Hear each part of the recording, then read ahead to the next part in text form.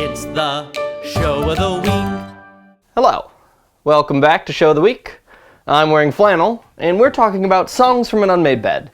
It's a song cycle loosely based around the romantic escapades of a gay man in New York City. What makes the song cycle interesting and cool is that it has one lyricist and 18 different composers. Each song has its own individual composer, and I struggle with song cycles sometimes. A lot of my difficulties with them center around the conceit of why. Why couldn't you just turn this into a fully fledged musical? A song cycle feels like an abstract painting left in the impressionist wing of a museum.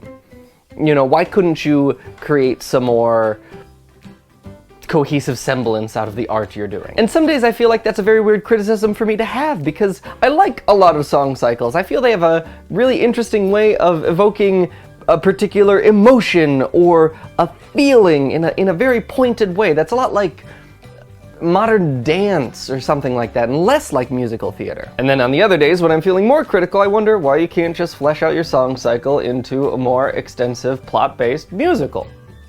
Songs for a New World gets around all of that by having the shtick of multiple composers and one lyricist. And so you get this really varied musical landscape with one mind centering it around the central plot and idea of a guy reminiscing about different relationships he's had while on his unmade bed. Some of the songs are sad, some of the songs are funny, some of the songs are this weird melancholy in between, and they're all pretty good. And it's certainly not a perfect musical, it's definitely kind of a concept piece, but it's one I like to listen to, and everything we listen to doesn't have to be perfect.